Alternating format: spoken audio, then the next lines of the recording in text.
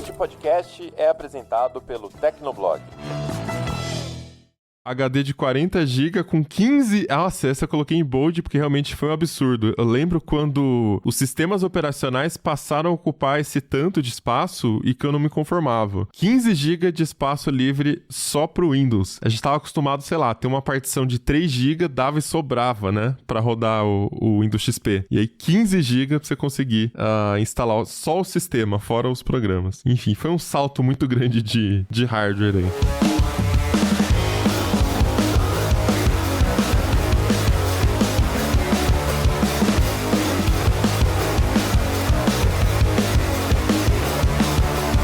Olá, ouvinte! Seja bem-vindo! Está começando mais um episódio do Tecnocast. Eu sou o Thiago Mobilon. Eu sou o Paulo Riga. Eu sou o Felipe Ventura. E eu sou o Emerson Alecrim. O Windows é o sistema operacional mais popular do mundo, mas tiveram umas versões que não foram tão populares assim. Uma delas é o Windows 8, que acaba de completar 10 anos de vida. No episódio de hoje, a gente relembra essa e outras das versões mais detestadas do Windows. Ou será que foram só versões incompreendidas? Aguenta aí que a gente já começa.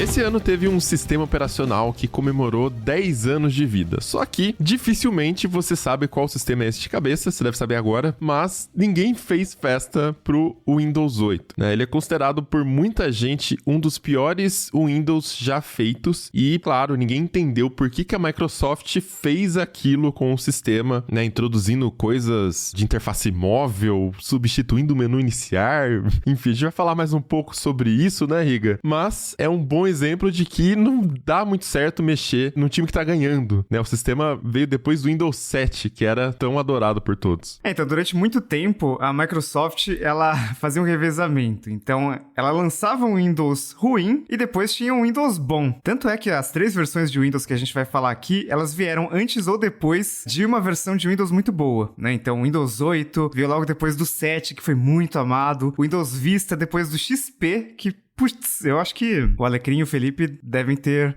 abrir o coração pra falar de Windows XP até hoje, assim. Depois de muito tempo, já teve 7 e 10 que foram Windows muito bons também, mas o XP acho que tá no coração de muita gente. Então, é um sistema operacional de altos e baixos, mas é claro que a gente entende algumas coisas ali, né? A Microsoft tem um sistema operacional que é o mais usado do mundo, mas que também faz parte de um ecossistema muito grande, né? Ela não controla muito a parte do hardware. Tem o Surface ali, mas é meio que só de brincadeira, né? O que vende mesmo é Dell e Lenovo. Mas tem uma responsabilidade muito grande em continuar o legado de um bom Windows e não foi o caso desses que a gente vai falar aqui. Mas tem alguns que foram meio injustiçados. Eu vou defender um deles, mas eu queria começar com o Windows 8, que eu não defendo de jeito nenhum, porque acho que o Felipe tem uma visão um pouco mais positiva, né? O Windows 8 é aquele sistema que eu acho que todo mundo lembra por causa do visual. Tipo, quando eu penso em Windows 8, eu só lembro daquela tela, né? Era verde e tinha um monte de live tiles e tentava trazer um troço de tablet, mas a gente usava aquilo no desktop e ficava super estranho. A Microsoft, ela tinha um trabalho muito grande, né, muito desafiador de criar um sucessor para o Windows 7, que foi um sistema operacional que teve um tempo de vida grande. Com o Windows 7, a Microsoft surfou aí na expansão do mercado de PCs, incluindo os famigerados netbooks, né, os netbooks são da era aí entre o Windows XP e um pouquinho o Windows 7, e foi um sistema operacional muito bem sucedido, tinha um visual muito bacana, tinha recursos interessantes e funcionava, assim, eu acho que é o principal, né, funcionar sem travar, sem ter essa fama de ser problemático na hora de usar. E quando a Microsoft passou do 7 para o 8, eles começaram a ter uma abordagem um pouco mais aberta, né, então eles revelaram como que iria ser o Windows 8, que seria com essa cara de sistema para tablet. Pouco a pouco eles foram soltando vídeos, fazendo apresentações sobre os vários aspectos assim do sistema, então são tanto do visual como do desktop, que o desktop virou um app, e sobre algumas mudanças debaixo do capô, né, que ficam em segundo plano. Então eu gostei dessa abordagem da Microsoft, eu fiquei muito interessado para usar. Usei por muito tempo, tanto que o meu papel de parede é do beta do Windows 8. Eu ainda usa o mesmo papel de parede no Windows 11, sabe? E pra mim, bizarramente, tudo fazia algum sentido, sabe? Então, quando simplesmente mataram o botão iniciar, né? Eu tava tipo, mas tem os cantos da tela, você usa o canto inferior esquerdo pra abrir o menu iniciar, você usa o canto superior esquerdo pra trocar entre aplicativo. É a primeira fase do luto, né, Felipe? É a negação. Aí, um pouco de barganha também, né? Porque, mas tem o canto da tela, negocia ali. Exato.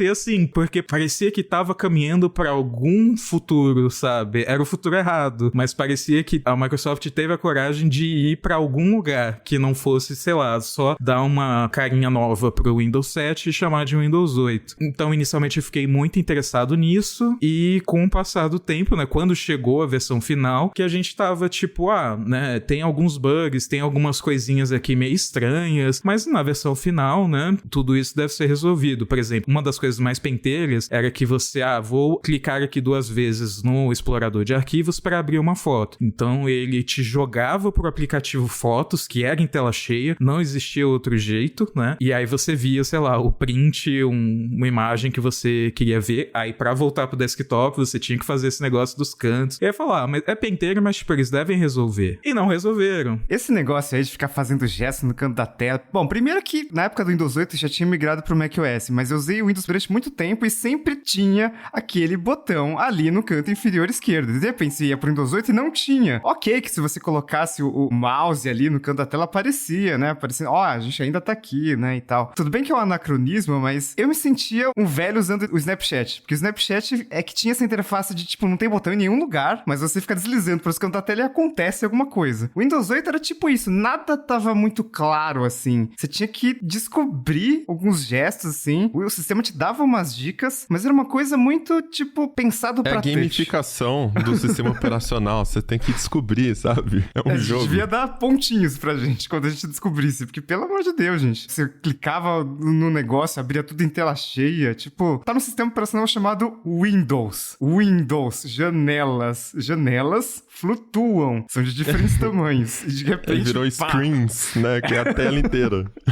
Eu lembro que nessa época a Apple também tinha acabado de anunciar uma versão nova do macOS, eu não lembro exatamente qual que era, mas acho que era a época de Lion, foi antes do Mountain Lion, Snow Leopard, não lembro. Que eles introduziam conceitos do iOS no desktop. E aí tinha o App Launcher também, que era essa mesma coisa de abrir a tela com todos os aplicativos como se fosse o iOS. Só que a diferença é que a Apple não tem um botão iniciar, né? O macOS não tem um botão iniciar. O Windows, a principal via de navegação do sistema é o menu iniciar. E o macOS é o dock. Você coloca os aplicativos no dock e fica ali, né? Até hoje existe esse launcher no macOS, só que eu não conheço uma alma viva que use ele. Até tinha o botão dedicado nos MacBooks, acho que removeram nas versões mais novas, porque realmente não é prático, né? Ocupar a tela toda com isso. Eu acho que o principal motivo para o fracasso do Windows 8 foi justamente a Microsoft tentar focar uma experiência de dispositivo móvel com algo que era feito originalmente para mouse. Tanto é que quando eu experimentei o Windows pela primeira vez e continuei usando o sistema, o meu comportamento foi mais ou menos o daquele de quando a gente compra alguma coisa e aí depois que você recebe o produto, você percebe ali que não foi uma escolha muito legal e você tenta ressaltar os pontos positivos para justificar aquela sua escolha. Foi mais ou menos isso que aconteceu comigo. Porque no começo eu ficava admirado com algumas coisas bem legais, ou forçava uma admiração, né, com algumas coisas que teoricamente eram legais no Windows 8. Por exemplo, talvez vocês se lembrem da Charm Bar, que era uma barra à direita, eu acho que era à direita, que ela aparecia só de você realmente encostar o mouse perto da lateral. E essa Charm Bar é bem parecida, por exemplo, com alguns recursos que a gente vê hoje nos telefones da Samsung, por exemplo. E era uma forma de ter acesso rápido ao botão de pesquisa, compartilhar, atalho de configurações, enfim. Aí se você afastasse o cursor do mouse, essa barra desaparecia. Eu falava, nossa, isso aqui é legal, né? Pô, é bacana, você só aproxima o dedo aqui se for um tablet, ou então o cursor do mouse, mas no fundo não era muito prático, e depois, à medida que você ia usando o sistema, você percebia que tinha algumas falhas bem graves. Por exemplo, o botão desligar. Se você pensa no celular ou no tablet, cara, esses dispositivos, eles estão feitos para ficarem ligados o tempo todo. Aí se a bateria tá acabando, você vai lá, coloca na tomada e problema resolvido. Mas o computador, a gente se acostumou a desligar ele. Então, a Microsoft achou que seria uma boa ideia tirar o botão desligar para transformar esse comportamento de dispositivo móvel em algo comum no desktop. Só que não era algo legal, porque a maioria das pessoas ainda preferia desligar o computador. Então, para você ter acesso rápido ao botão desligar, você tinha que criar um atalho, sabe? Você ia lá, você achava uns tutoriais na internet que ensinavam a criar um atalho, aí você clicava nesse atalho e o computador desligava. Eu falei, cara, parece aquelas gambiarras que a gente faz para ter determinados recursos funcionando no Linux. Eu falei, cara, que coisa bizarra. Aí, à medida que você vai vasculhando o sistema e vai achando essas falhas, aí você começa a ficar com raiva. Então eu fui de uma admiração forçada para uma raiva, porque tinha muita coisa ali que era bizarra. Outro exemplo, você tá usando o sistema operacional, aí tem aquela interface nova, tem os blocos, né,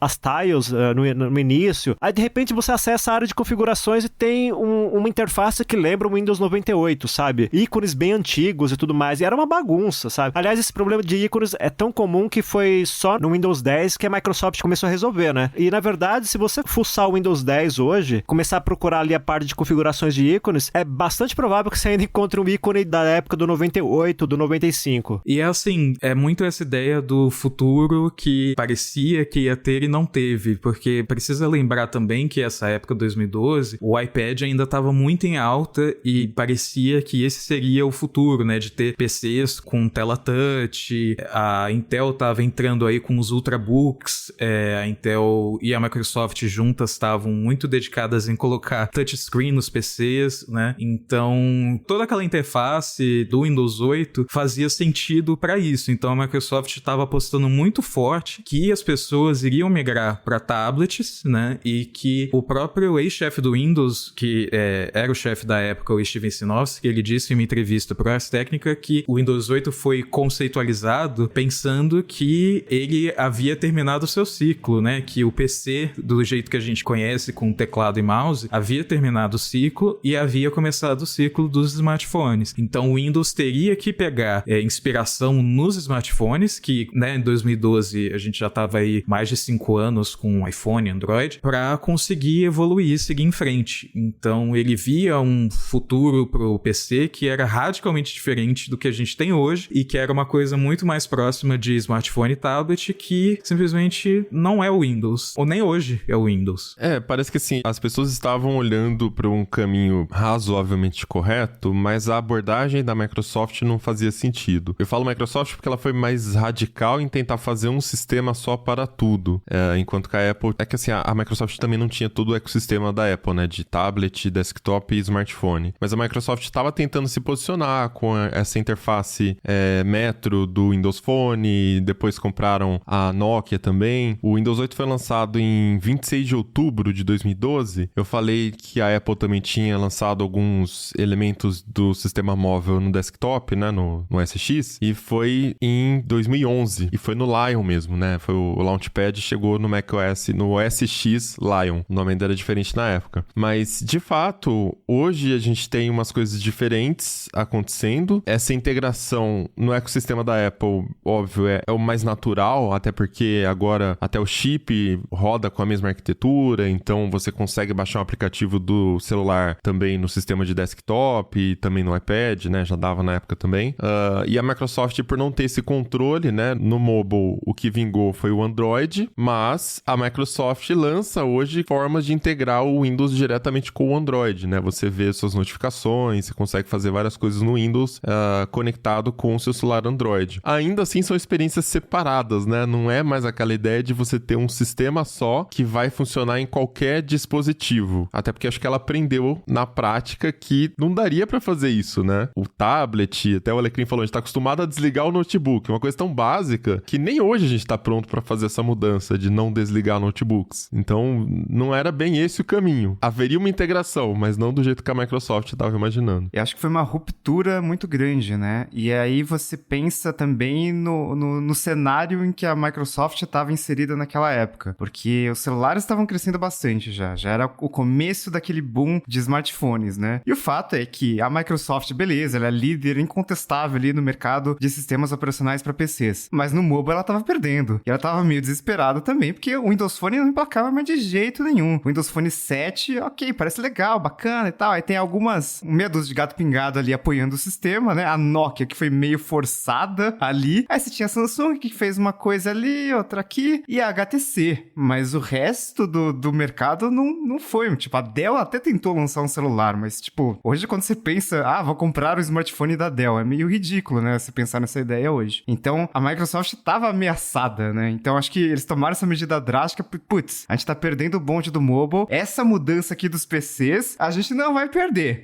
O pessoal quer tablet? Então vamos botar tablet no Windows. Agora o Windows vai ser pra tablet. Tanto é que tinha até o Windows RT, talvez mais odiado que o Windows 8, isso não é mais odiado porque realmente foi um fracasso total. Mas é que, tipo, não deu tempo de as pessoas odiarem. Mas era o Windows 8 pra ARM, né? Pra Snapdragon, enfim, justamente pra esses dispositivos de baixo consumo de energia, portáteis e tal, e que não rodavam nenhum aplicativo não Metro, né? Não de Windows de verdade. Então, tinha alguns problemas ali. E assim, a aposta da Microsoft foi muito de que a gente não pode fragmentar, não pode ter dois sistemas separados, não do RT e o Windows 8, mas tipo o Windows 8 para tablet e o Windows 8 para PC comum, porque desse jeito eles não teriam um volume relevante para desenvolvedores criarem seus aplicativos, né? Então eles acharam, a gente vai fazer um sistema só, e aí os desenvolvedores conseguem, né, mirar os aplicativos deles para base enorme de PCs que ou são novos, né, com Windows 8, ou que atualizaram do Windows 7. E obviamente mais outro tiro pela culatra, né, a loja da Microsoft até hoje pena para ser relevante, da Apple também, né, da Mac App Store, a mesma coisa,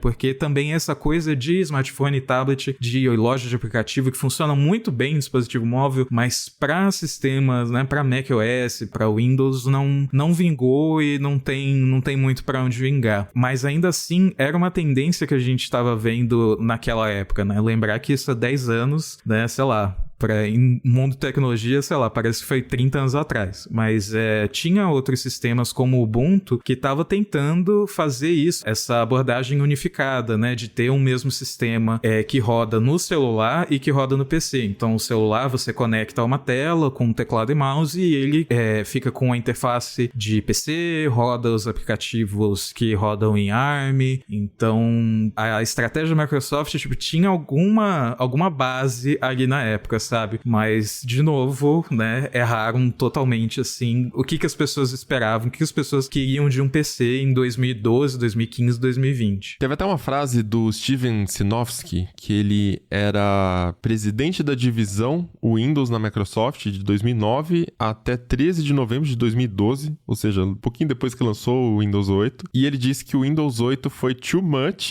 too soon. Uma coisa só, né? Tipo, foi muita coisa e cedo demais. E parece que, assim, foi muita coisa, ponto. Não foi cedo demais, né? Existia o elemento cedo demais, mas não com aquela visão. Seria too much ainda hoje, né? Eu concordaria com o too soon se ele tivesse admitindo que tudo que fizeram foi pro caminho errado, né, Felipe? Não foi bem só isso, assim. Então, ele fala de algumas coisas de inovação mais em segundo plano, tipo, de APIs do sistema, da interface, da experiência de usuário, mas realmente parece que até hoje não caiu a ficha de que ele estava errado, sabe? De que não era esse o futuro que a gente teria em PCs. Não é hoje, sabe? Tipo, ele pode ir pra uma loja de hardware lá, vai pra uma Best Buy e ver como que são os computadores, sabe? Não é a visão que ele tinha. Então, tipo, 10 anos depois. Então, como que ele tá falando, nossa, foi muita inovação rápido demais? Assim, foi muita coisa nova. E foi rápido demais, mas, tipo, teria sido rápido demais se fosse hoje, sabe? Se lançasse um sistema assim, em 2022, ainda seria um choque, ainda daria errado, sabe? Isso que ele falou foi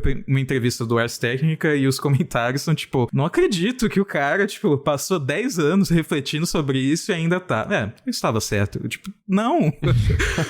tudo mostrou pra você que você estava errado. E ele mesmo falou, tipo, o Windows 8 vai ser lembrado pela forma como ele funcionou no mercado, nada vai mudar isso, mas ele espera que, tipo, algumas pessoas repensem um pouco essas reações iniciais, né, porque tava tentando mudar muita coisa, etc. Mas, sabe, realmente o cara não dá o braço a torcer, sabe? Falou, não, eu estava certo. E, tipo, cara, eu que gostava do Windows 8 na época dos testes, né, putz, lançou e eu falei, gente, tá, realmente é complicado, não vou questionar ninguém aqui de, poxa, que você não consegue desligar o computador, sabe, você não acha um botão ou coisa do tipo, e aí depois teve a atualização, trouxemos de volta o botão iniciar que vocês tanto amam, tipo, gente, e finalmente colocaram os aplicativos de tela cheia em janelas, né, no Windows, tipo, isso levou, 2 anos depois do lançamento, sabe, então, é demais, sabe, é demais. Mas enfim, eu falei que ia defender, mas agora estou me retirando. Mas uma coisa ele faz bem, porque pra fazer a Microsoft, uma empresa gigantesca de tecnologia, lançar aquilo, putz, ele teve que convencer muita gente. Pensem em como foram os bastidores pra conseguir lançar o Windows 8. Gente, essa é a visão do futuro pro Windows, galera. Vamos nessa. E aí, hoje sabemos o que aconteceu. E o pior é que o cara tinha um cacife porque foi ele que consertou o Vista e lançou o Windows 7. Então, parecia tipo, cara, tá certo, né? Pô, o cara acertou e tipo, não, ele só consertou um produto quebrado e quebrou de novo o produto que ele consertou, basicamente.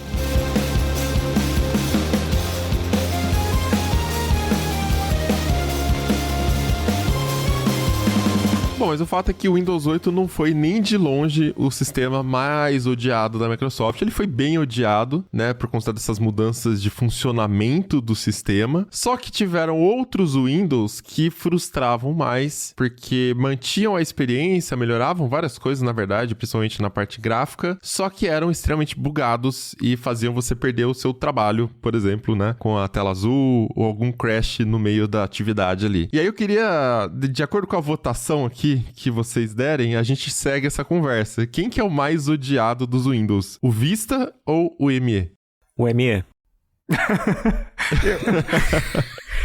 Eu acho que é o Vista porque talvez mais pessoas se lembrem, mas o Alecrim tem uma história muito boa do ME pra contar, então eu vou votar no ME também. Eu acho que o Vista ele é mais odiado, mas ele é meio incompreendido. Mas a gente pode falar do Windows ME, assim.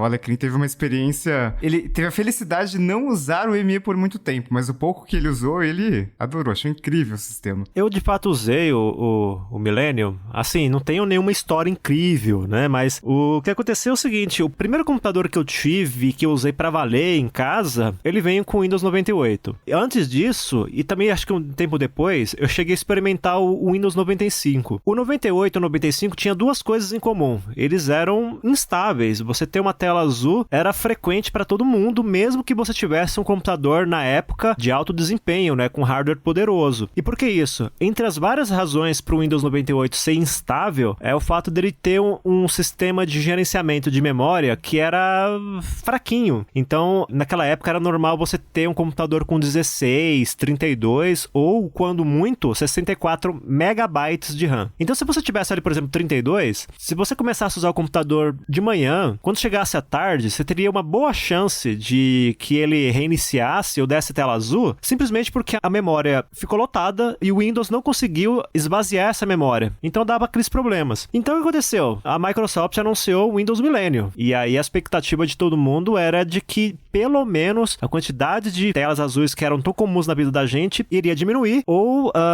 você teria uma estabilidade maior ao usar certos aplicativos, porque outro problema que era comum na época era de um software fechar, ou então você tá lá usando, por exemplo, um editor de texto ou um jogo e aparece uma mensagem de erro falando que teve não sei o que, aí você perdia tudo que você tava fazendo. Então, com o Windows Millennium, você esperava um pouco de estabilidade, só que foi totalmente oposto. Eu lembro até que o pessoal que trabalhava em escola ou universidade, que tinha vários computadores com Windows Millennium, e era o meu caso, que o meu primeiro emprego foi num laboratório de faculdade, o pessoal chamava ele de Merda Edition, né, colocando em português. Nossa, que mancada. Não, o pessoal ficava puto da vida, porque ele era muito instável mesmo, e lá fora o pessoal chamava ele de Mistake Edition, né, um erro, edição errada, uma edição, um erro, enfim. Mas é porque ele era realmente meio traumatizante. A tela azul, eu tenho a teoria que a tela azul era muito comum porque o Windows Millennium, ele tentava se afastar um pouco da base do DOS, que era a base do 98 e do 95. Para fazer isso, ele meio que emulava aplicações em DOS. E, cara, isso dava tanta dor de cabeça, porque se você tinha algo que estava funcionando bem no 98, você passava pro Millennium e esse negócio não funcionava. E aí, você pensava assim, putz, então é porque tá faltando hardware. Então, se na época eu conseguia rodar bem o Windows 98 numa máquina que tinha 32 megabytes de RAM, eu vou aumentar esse número para 64. E aí você ia lá, aumentava para 64 e continuava dando erro. Então, cara, foi traumatizante ao extremo. Mas tinha alguns recursos legais. O Windows Millennium, ele é conhecido por ser o sistema operacional da Microsoft que deu início àquele mecanismo de recuperação do sistema. Nossa, Alecrim, mas você gostou disso aí? Não, peraí, espera aí. Pelo amor de Deus. Tá, beleza, fala. Não, o problema é que esse negócio também não funcionava legal. A ideia... Tá, ok. Não, porque assim, a ideia era o seguinte, você de repente instalou alguma coisa lá no seu Windows e aí não deu certo, começou a falhar, você não conseguia mais inicializar o Windows. O que você fazia? Você dava a entrada nesse modo de recuperação. Essa era a ideia base dele. Só que esse modo de recuperação, ele tinha umas falhas muito bizarras. Talvez vocês vão se lembrar que naquela época o Windows não tinha um antivírus natural. Na verdade, era um sistema bem desprotegido porque não tinha controle de permissões.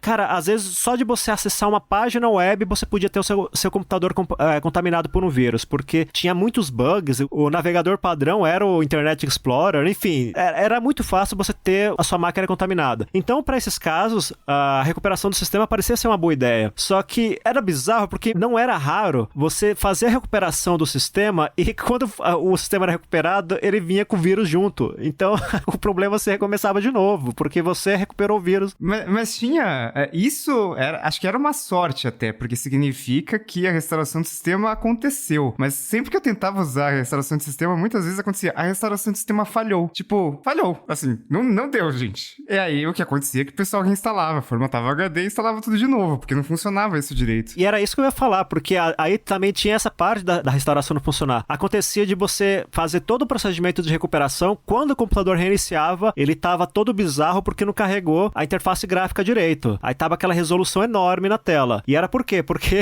ele deu algum problema com o driver, aí você tentava restaurar o driver, mas aí descobria que o seu modem não tinha também o driver instalado, então você não conseguia conectar a internet, ou era modem, ou era placa de rede. Cara, era um tormento, assim, sabe? Então, o Windows Millennium parece um software, não era nem um software beta, era um software alpha, sabe? Nada funcionava direito. Era como se você entrasse numa casa que tem uma fachada bem bonita, mas quando você entrasse dentro da casa, você via a expiação exposta, o chão tava cheio de buraco, a torneira tava pingando, e isso era o Windows Millennium, cara. O segredo era olhar por fora. Não, era só isso.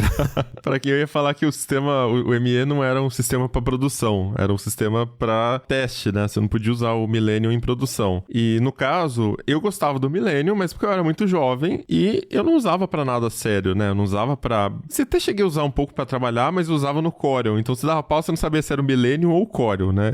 Vamos combinar. E é isso, ele não tava num laboratório, ele não tava numa atividade profissional intensa. Então eu acabava lidando ali com os pequenos probleminhas que ele dava. Acabava sendo bom o que ele trazia de adicional ao Windows 98, que ainda tinha aquela cara de sistema muito velho, né? Pra quem não é dessa época, o 98 ainda tinha um quê de Windows 95, ainda era aquela cara muito antiga, aquele sistema com cara de antigo mesmo. E o Windows XP já exigia um pouco mais em termos de hardware, você precisava ter um pouco mais de memória e tal. Então essa galera que tava com uma máquina um pouquinho mais antiga só tinha a opção de rodar o 98 ou o ME. E aí ficava meio que nessa coisa visual com a fiação exposta, ou uma coisa que já por fora já era completamente feio, mas pelo menos estava tudo arrumadinho por dentro. E é interessante lembrar que o Windows Me Millennium, ele foi lançado em setembro de 2000. Em outubro de 2001 já chegou o XP, tipo, ele durou tipo um ano, um mês mais ou menos. Foi a Microsoft, tipo, tchau, gente, estamos pensando pra frente agora, esquece isso, essas versões velhas de Windows 95, 98, agora focar no Windows NT, né, no kernel do Windows NT, que aí funciona tudo melhorzinho sem travar. Então, tipo, o Windows Millennium, a Microsoft já botou a pá de cal muito rápido. Foi até interessante o Felipe comentar isso, que o XP foi lançado praticamente um ano depois, porque às vezes o pessoal me perguntava sobre o Windows Millennium e eu falava, cara, não era muito ruim não, até que eu gostava e tudo mais. E aí depois é que foi me dar conta de que na verdade eu tava lembrando de alguns recursos que eram do Windows XP. Por exemplo, a interface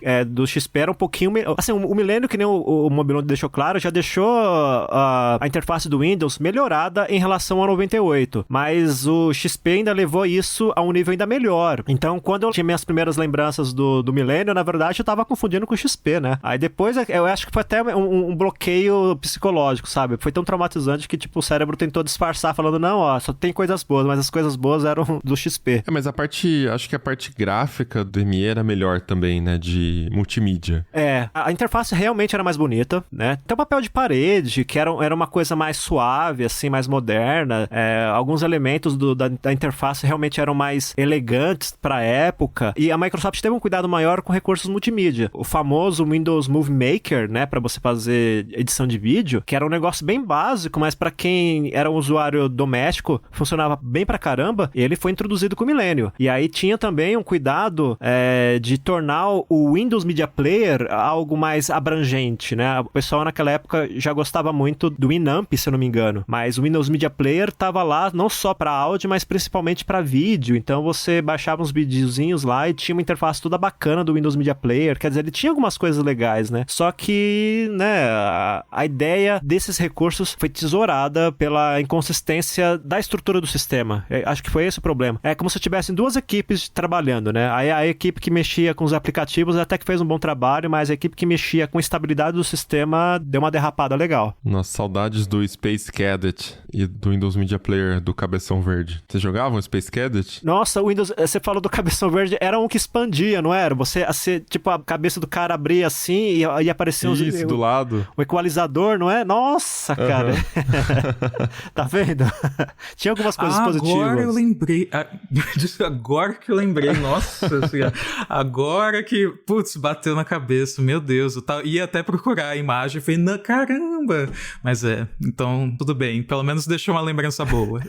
A orelha dele era umas caixas de som, né? Uns falantes. Aí você clicava nisso e abria as orelhas e eram equalizadores. Isso. E a lista de músicas, a playlist. E bizarrice.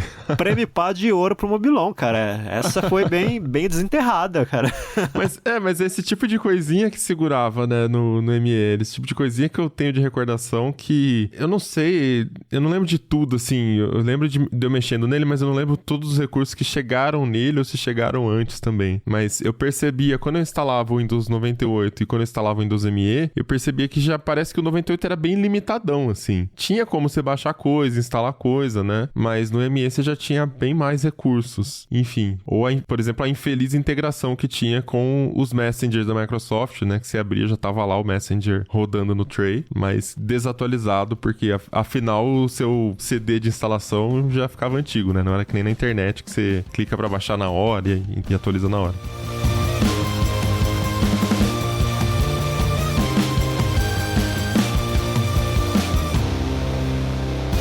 Então o Mobilon e o Alecrim têm algumas lembranças positivas do Windows Me, e parece que o Riga tem alguma lembrança positiva do Windows Vista, porque ele disse que ia defender o Windows Vista. Quero saber o que você gostaria de dizer. Cara, eu acho que o Windows Vista, ele foi muito injustiçado simplesmente porque ele tinha duas mudanças que incomodavam. A primeira, aquele negócio do UAC, né, do User Account Control, que pedia permissão pra um monte de coisa, né? Então as pessoas ficavam irritadas porque o Windows e a Microsoft já eram conhecidos por ficar fazendo muita pergunta. Então colocaram mais algumas perguntas ali. Aí o pessoal já ficou puto, mas acho que o principal era que o Vista veio muitos anos depois do XP, né? O XP durou muitos anos e o pessoal tava acostumado com, ficar fazendo upgrade aqui, né? Coloca mais 64 MB de RAM, resolve, dá um up aqui no desempenho e tal. E o Vista exigia muito mais, né? Exigia que você de fato comprasse um computador novo, assim. Dava pra você fazer uns upgrades ali, colocar mais RAM e resolver e rodar o Vista legal? Cara, até dava, mas às vezes podia dar algum problema de driver e tal. Então, por causa dessas questões, que ok, são relevantes, ele ficou muito marcado por tipo, nossa, mas esse Windows é uma bosta e tal. E a verdade é que ele colocou muitas coisas boas. E eu acho que o AC, ele é uma dessas coisas boas. Ele foi meio que feito de propósito, a Microsoft já falou isso, porque o Windows não tinha muita segurança, mesmo no XP. A primeira versão do XP era uma peneira, né? Tipo, Blaster, Sacer e um monte de problemas que aconteceram com o Windows XP. Com o Service Pack 1, 2, principalmente do 3, começou a melhorar. Mas ainda assim, era um sistema com permissões muito amplas, assim, né? Era o contrário de um sistema baseado em Unix, que você tinha um usuário ali mais limitado e o usuário administrador, você usava para coisas realmente importantes, né? E todos os programas de Windows estavam desenvolvidos pensando nesse cenário que, com o usuário você faz tudo, né? E o Vista não. O Vista é tipo, programa, se você quiser mexer nisso aqui, só com o usuário de administrador. E para ter o usuário de administrador, o usuário precisava autorizar ali. Mas eu acho que foi uma mudança muito importante. Tipo, é o sudo do Windows, né? Que é comum em qualquer sistema operacional baseado em Unix. No macOS, toda hora fica pedindo Touch ID, senha, etc. Mas no Vista as pessoas não estavam acostumadas. Mas, tipo, não que fosse algo ruim. Tá, agora eu posso achincalhar o sistema. Vamos lá. Assim, eu venho testando os betas do Windows desde, acho que o beta ou do XP ou do Vista. E o do Vista eu instalei no meu computador com XP e eu achei o sistema feio, achei ele lento, achei ele bugado, era beta, mas beleza. Irritante por causa desse bendito UAC, desse negócio, deseja rodar tal coisa, e tipo, e não é um aviso, sei lá, na tela, tipo, é um negócio que trava a tela toda, né, você não consegue ver nem mais os programas que estão rodando, e aí você tem que ir lá dar o sim ou não, sabe, é muito chato. Aí eu instalei, assim, eu vi, como eu tava com um PC que era meio antigo, com o XP, tava com a interface mais básica do Vista, porque o Vista tinha, acho que 3 interfaces. Eles tinham uma básica Plus e a completa, que era sei lá, a gente vê a maioria dos prints aí circulando na internet, que eu achava bem bonito na época. Mas pra muita gente que tava vindo do XP, o sistema era todo feioso, né? Então ficava aquela coisa da transparência sem transparência, ou a janela carregava, tipo, era pra ela ser aquele negócio, tipo, do vidro, né? Com a interface aéreo, mas aí carregava com as janelas com visual de Windows 98, sabe? Fala, parece que é um downgrade em relação ao XP até. E esse negócio do OAC, de fato, os sistemas Unix, eles são pensados para PCs que estão em rede, né? Então, você sabe que o usuário, ele não vai ter tanto acesso, né? E você precisa, sei lá, de um comando sudo ou de autorização pro software fazer alguma coisa que vá além, né? E o Windows não, todo mundo era admin, e aí, inclusive, né, o vírus rodava tranquilamente, qualquer malware rodava muito tranquilamente. O Windows não vinha com antivírus, né? Ele começou a vir com antivírus no Windows 8, né? E então, tipo, era uma zona, era muito zona.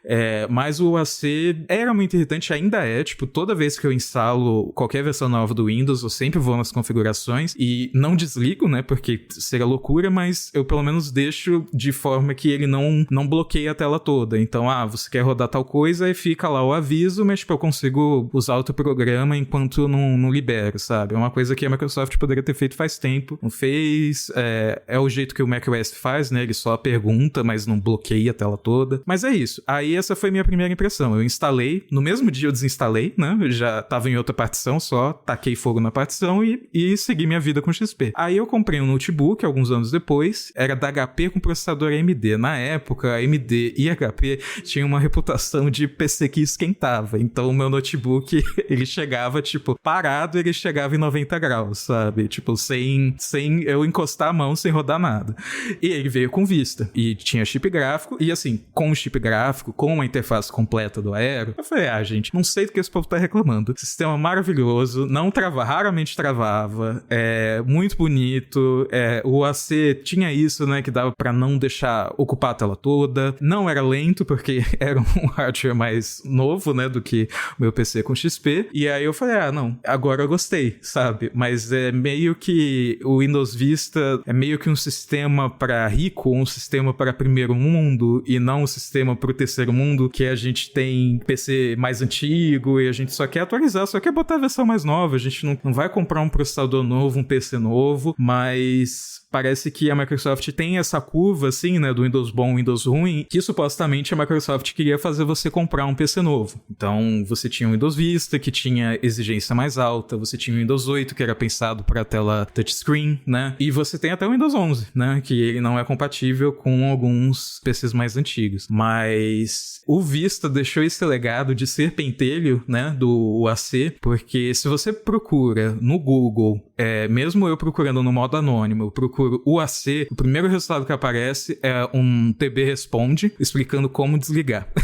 Então, tipo, criou um problema, sabe, que persiste até hoje, sabe? Mas é uma coisa, sei lá, é o padrão, né? Você quer desativar aquilo, ou você quer pelo menos reduzir, e ele tem que vir ativado por padrão. É a mesma coisa do Mac, né? O Riga citou. Não vai ser tão popular se você olhar um Google Trends, por exemplo, porque o macOS é pouco usado em comparação com o Windows. Enfim, eu também acho que é uma necessidade, né? O macOS é até chato, tudo que você baixa, tudo que você vai abrir, você tem que botar digital, você tem que dar autorização, você tem que pôr senha. É bom, no final das contas, né? Talvez não seja tão fácil de desativar no Windows, que você tem que entrar no painel de controle, pesquisar, o painel de controle era meio confuso já, enfim. Sei lá, não sei se esse é o motivo pelo qual eu odiaria o Vista. Eu gostava do Vista, eu até tenho o OEM do Vista, eu comprei na época, mas porque eu acho que eu já vinha criando expectativa desde o XP, instalava o Longhorn, né, os patches que tinha pra você simular o Vista no Windows XP. Eu fazia isso, sei lá, desde 2004, desde 2003, não lembro exatamente. E aí, quando lançou o Windows Vista, eu quis comprar, porque sim, e teve aquela coisa, né, de fazer upgrade de memória. Acho que foi a primeira vez que eu cheguei em 1 GB de memória RAM, né, aquela coisa toda e tal.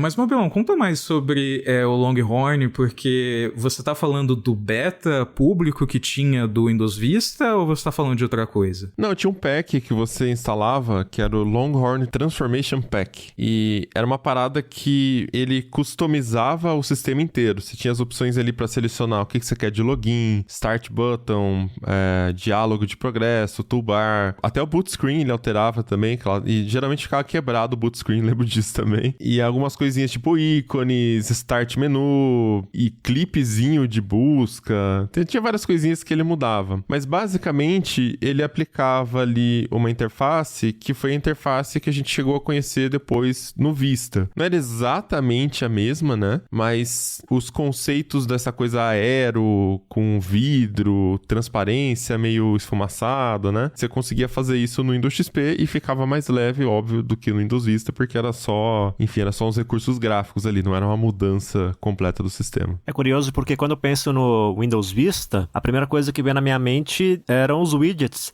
que ficavam ali no canto direito da tela, né, por padrão, e eram bem grandes, né? Eles eram, sei lá, 2 ou 3 vezes maiores que os ícones do sistema. E eu acho que a Microsoft, achismo meu, né, talvez eu esteja falando besteira, mas eu acho que a Microsoft tentava pegar aquela moda que tinha com o Windows XP de personalização. O pessoal gostava de colocar sabe, é que nem a pessoa quando compra um carro e aí começa a personalizar tudo, começa a pintar, coloca pneu de um jeito, aí faz uma série de mudanças para deixar o veículo único. E aí tinha pessoas que faziam isso com o Windows XP. E um dos recursos para fazer isso era justamente instalar mini aplicativos, né, para você medir, por exemplo, a frequência do processador, o consumo de memória RAM, no caso de notebooks, o status da bateria, enfim, tinha vários. E aí, com os widgets, a Microsoft tentou fazer algo parecido no Windows XP, penso eu, mas eu até gostava da ideia porque tinha uns bem interessantes. Por exemplo, você tinha de previsão do tempo, tinha um pequeno que funcionava como post-it virtual, tinha calendário, tinha um que era do cliente do Outlook, né, do serviço de e-mail online,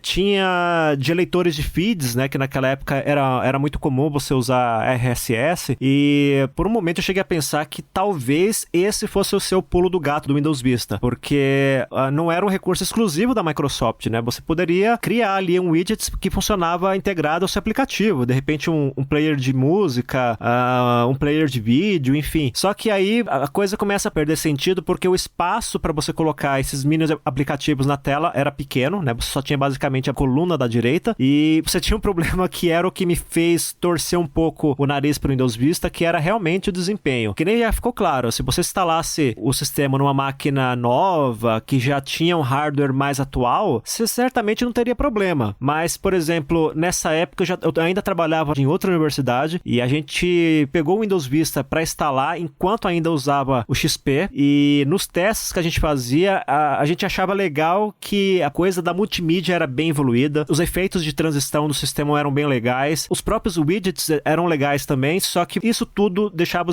o desempenho do sistema operacional bem capenga para máquinas antigas, que era o nosso caso nessa universidade. Putz, aí você pensa, cara, se eu coloco isso isso aqui no laboratório inteiro, os alunos vão reclamar comigo, não é com a Microsoft. Então, a gente tinha uma certa reserva para instalar esse sistema. A gente testou, acho que só em máquinas dos funcionários mesmo, assim, porque a gente até gostava da ideia, a gente achava que o Windows Vista tinha realmente um ar de evolução, até porque o XP ficou muito tempo no mercado, só que a gente tinha uma coisa que não dependia dos funcionários ali da época, que era a necessidade de aumentar o hardware das máquinas que a gente tinha. E isso era uma decisão lá da gerência. E o pessoal lá da gerência, da direção, não queria gastar dinheiro, obviamente, né? Então a gente deixou bem de lado, assim. Mas o Windows Vista, se eu tivesse... Eu não cheguei a ter ele no meu computador pessoal, mas eu acho que se eu tivesse, eu talvez teria tido uma impressão um pouco melhor dele, porque aí eu ia usar ele mais a fundo. Como eu só usei na universidade e lá a gente achava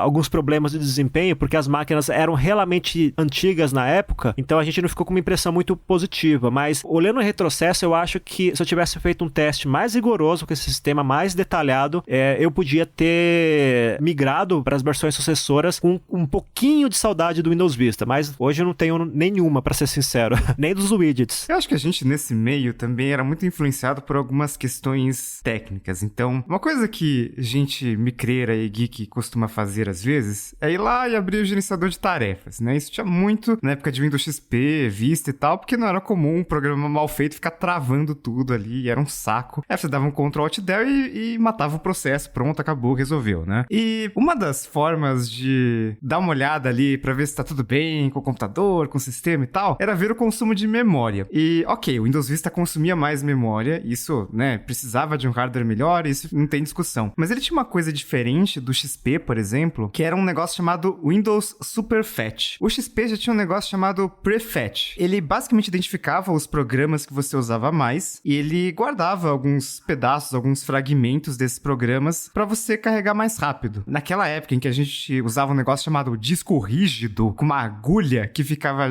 né, com um disco girando a 5.400 RPM, era muito lento ficar abrindo e fechando o programa toda hora. Aí, o Superfetch fazia isso carregando partes de programas na memória RAM. Então, o Vista, ele consumia mais memória, porém, se você tivesse memória suficiente, pelo menos 1 GB ali, o seu uso de sistema, a abertura dos programas ia ficar mais rápida. Então, era meio contraintuitivo, porque ele tá usando mais memória, mas não necessariamente o seu computador ia ficar mais lento por estar usando mais memória. Às vezes era até bom. Então, a gente tinha que... Era uma mentalidade diferente, assim. Era uma mentalidade de, gente, memória vazia não serve pra nada. Se você tem 500 MB de RAM livre ou 700 MB de RAM livre, não vai fazer diferença nenhuma. O que importa é que o sistema esteja rodando bem. E o Vista tinha isso. Por isso que eu falo que o Vista é incompreendido. Tinha o Red Boost também, você lembra? Eu lembrei do nome agora só. O Red Boost era polêmico.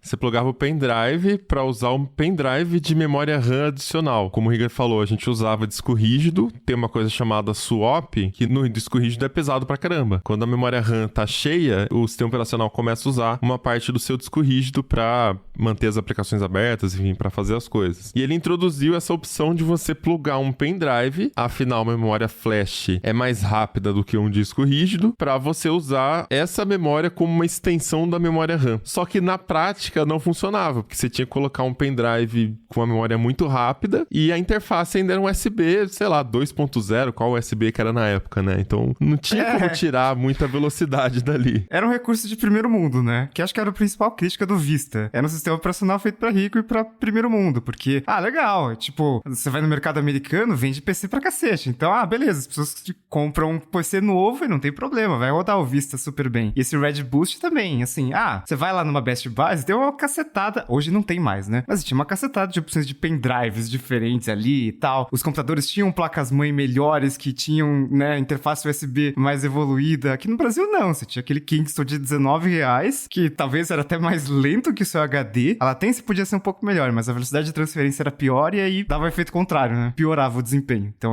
tinha uns problemas, mas teve muita coisa boa, tanto que o Red Boost, ele ainda existe. Se você quiser usar, mas não precisa. Eu acabei de ver aqui que o Josué mandou uma matéria do Tecnoblog, dia 25/5/2006, onde ainda tinha aquele estilo jovem revoltado, e a Apple geralmente era a que eu mais batia, né? Pelas coisas mais caras e tal, mas era uma matéria onde eu colocava em caixa alta no título assim: você está pronto para o Windows Vista? A Microsoft tinha liberado um software que fazia uma varredura no seu hardware e verificava se ele era compatível com o novo Windows que estava na fase beta naquela época, o beta 2. E era aquela coisa da configuração mínima, né? Você tinha que ter 1 GB de memória RAM, uma placa de vídeo que rode interface aérea. Nossa, eu tava muito revoltado. Eu tô vendo esse texto aqui. Não leiam. Placa de vídeo com 128 MB de memória. Que absurdo, né? Tudo isso só pra rodar o Windows. Pra essa época, né? 2006. HD de 40 GB com 15... Nossa, essa eu coloquei em bold porque realmente foi um absurdo. Eu lembro quando os sistemas operacionais passaram a ocupar esse tanto de espaço e que eu não me conformava. 15 GB de espaço livre só pro Windows. A gente tava acostumado, sei lá, ter uma partição de 3 GB, dava e sobrava, né? Pra rodar o Windows XP. E aí 15 GB pra você conseguir instalar só o sistema, fora os programas. Enfim, foi um salto muito grande de hardware aí. E outra coisa que tá em negrito aí no texto do Mobilon que vocês não vão acessar, que é o Você Está Pronto para o Windows Vista, é que DVD está em negrito, que também era absurdo. Pô, como é que precisa de um drive de DVD só pra conseguir instalar isso aqui? Porque o XP ainda era CD, cabia em 700 MB. Inclusive esse negócio de ocupar 15 GB de espaço era algo muito louco, né? Porque um DVD só cabe 4.7 GB, então tinha um sistema de compressão ali muito forte ali no DVD do Vista, inclusive demorava pra instalar o Vista por causa disso também, né? Você tinha até descomprimir tudo, ler todo o DVD e tal. Era um negócio complicado. Então é isso, vamos chegando ao final de mais um episódio do Tecnocast. E aí conta pra gente qual foi a versão do Windows que você menos gostou, mais detestou, se chega nesse ponto, né? Ou se você também, que nem o Riga, acha que alguma versão aí foi incompreendida, né? Mal compreendida pelos usuários. Manda pra gente seu comentário lá na comunidade.tecnoblog.net ou comenta pelo Twitter, é só marcar o @Tecnocast. Se quiser continuar a conversa com a gente, nas redes sociais eu sou @Mobilon, @Paulo Riga, @Ventura Felipe e @Ealecrim. Este Tecnocast foi produzido pelo Josué de Oliveira, com edição de Raquel Igni, sonorização de Ariel Libório e a arte da capa é do Vitor Pádua. A gente fica por aqui, voltamos com outro episódio semana que vem. Até lá. Tchau. Até a próxima. Falou!